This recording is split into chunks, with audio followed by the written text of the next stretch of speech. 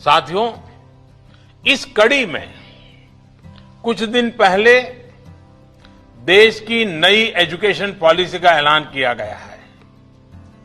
ये पॉलिसी 21वीं सदी के नौजवानों की सोच, उनकी जरूरतें, उनकी आशाओं, अपेक्षाओं और आकांक्षाओं को देखते हुए बनाने का व्यापक प्रयास हुआ है।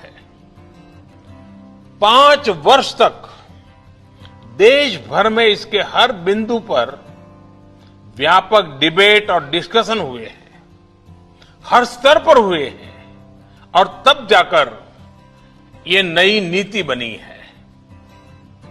ये सच्चे अर्थ में पूरे भारत को, भारत के सपनों को, भारत की भावी पीढ़ी की आशा आकांक्षाओं को अपने में समेटे हुए नई भारत की शिक्षा नीति आई है।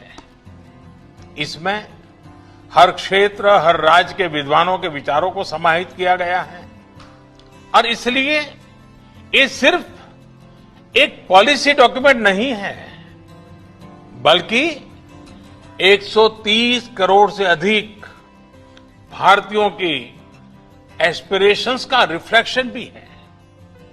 साथियों, आप भी अपने आसपास देखते होंगे, आज भी अनेक बच्चों को लगता है कि उनको एक ऐसे विषय के आधार पर जज किया जाता है जिसमें उसका कभी इंटरेस्ट था ही नहीं।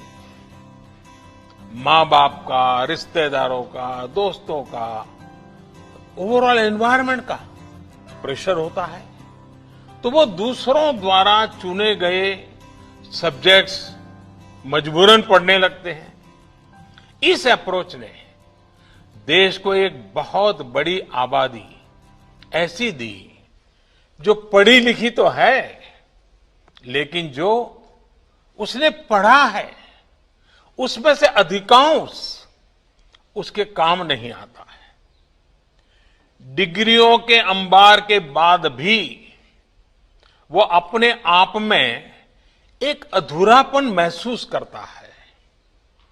उसके भीतर जो आत्मविश्वास पैदा होना चाहिए, जो कॉन्फिडेंस आना चाहिए, उसकी कमी वो महसूस करता है। इसका प्रभाव उसकी पूरी लाइफ की जर्नी पर पड़ता है। साथियों, नई एजुकेशन पॉलिसी के माध्यम से इसी अप्रोच को बदलने का प्रयास किया जा रहा है। पहले की कमियों को दूर किया जा रहा है। भारत की शिक्षा व्यवस्था में अब एक सिस्टमेटिक रिफॉर्म, शिक्षा का इंटेंट और कंटेंट दोनों को ट्रांसफॉर्म करने का प्रयास है।